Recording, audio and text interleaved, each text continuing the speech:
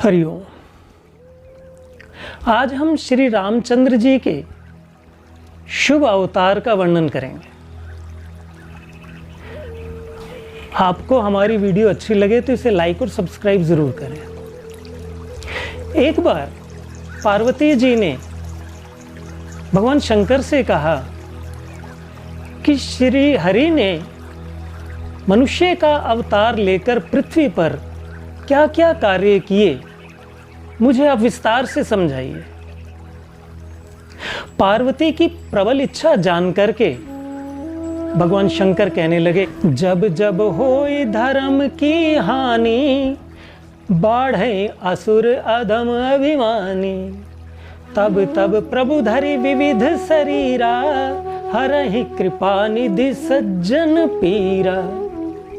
जब जब आसुरी शक्तियां बढ़ जाती हैं, धर्म की हानि होने लगती है, सज्जन और संत कष्ट पाने लगते हैं, तब तब श्री हरि भांति भांति के दिव्य शरीर धारण करके पृथ्वी पर अवतरित होते हैं। इसी प्रकार जब रावण आदि राक्षसों के अत्याचार बढ़ गए, मुनि कष्ट पाने लगे, आम लोगों का जीवन दुभर होने लगा, तब सरयू नदी के किनारे बसी हुई बहुत ही सुंदर अयोध्या नगरी में, जहां पर धर्मात्मा और प्रतापी राजा दशरथ राज्य करते थे, उनकी 3 रानियां थी, कौशल्या, कैकेयी और सुमित्रा।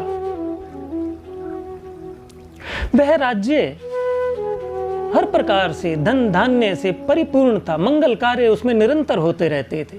राजा से प्रजा को, प्रजा को राजा से कोई कष्ट नहीं था, सभी प्रसन्न थे। लेकिन इस प्रकार से धन धान्य परिपूर्ण होने के पश्चात भी राजा चिंतित रहते थे, क्योंकि उनके कोई पुत्र नहीं था। वशिष्ठ आदि ब्राह्मणों की सहमति से राजा ने ऋषि श्रृंग के द्वारा पुत्रेष्टि यज्ञ करवाया। उस पुत्रेष्टि यज्ञ की अग्नि में से अग्निदेव ने प्रकट होकर के एक खीर का पात्र राजा को दिया और यह कहा कि आप रानियों को खिला दें।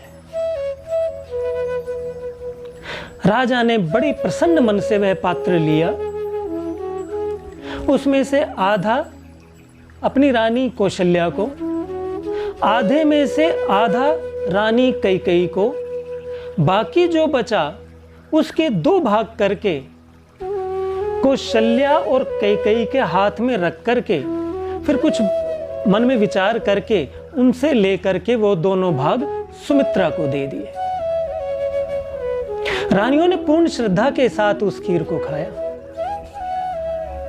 तत्पश्चात वे राजा की 3 रानियां गर्भवती हुई।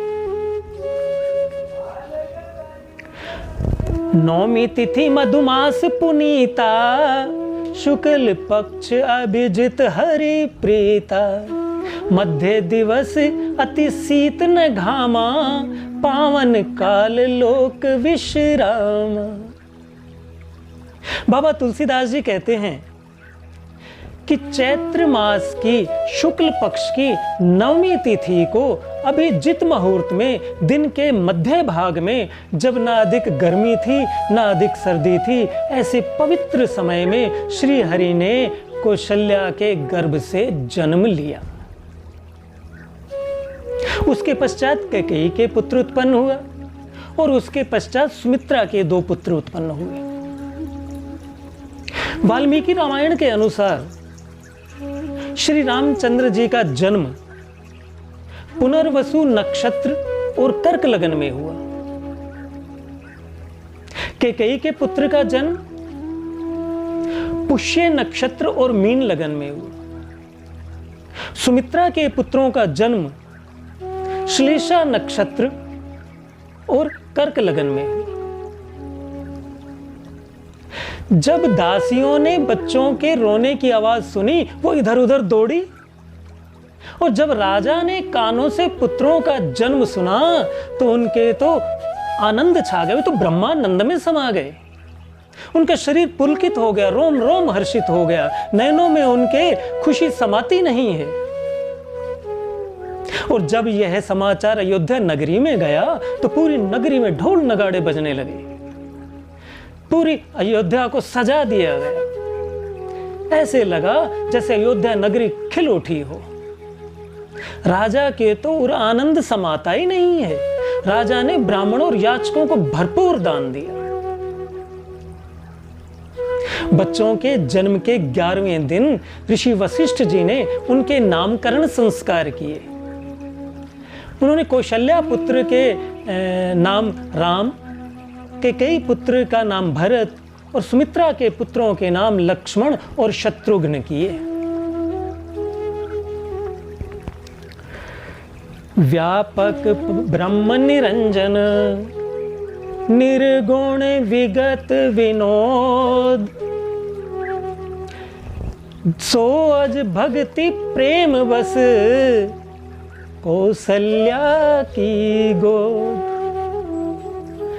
जो सर्वव्यापक हैं, माया रहित हैं, निर्गुण हैं, विनोद रहित हैं, वे परम ब्रह्म आज प्रेम और भक्ति के अधीन होकर के कौशल्या की गोद में खेल रहे हैं। किंचित बड़े हुए तो घुटनों के बल चलते हुए पूरे महल में वो किलकारियां मारते फिरते हैं। राजा की रानियां और राजा उन्हें देख देख करके हर्षित होते रहते हैं। देवता भांति भांति के अपने रूप बदल करके, कोई ब्राह्मण के रूप में, कोई ज्योतिषी के रूप में राजा के महल में बहाने से आते हैं और श्री हरि के बाल रूप को देख करके परमानंदित होते हैं, बड़े प्रसन्न होते हैं। जब थोड़े बड़े हुए तो अपने को संभालते हुए एक एक कदम ठुमक ठुमक करके रखते हैं तो महल की शोभा ही बढ़ जाती है। कोई भी किसी भी गृहस्थी के घर में जब कोई संतान उत्पन्न होती है, जब वो पहला कदम आगे बढ़ाती है तो उनकी खुशी समाती नहीं है। इसी प्रकार राजा भी बहुत प्रसन्न होते हैं उन्हें देख देख करके।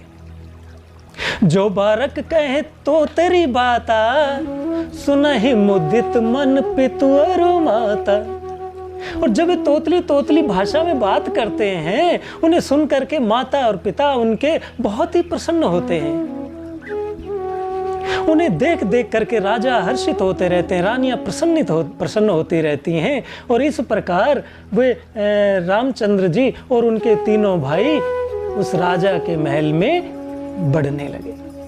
हरि ओम।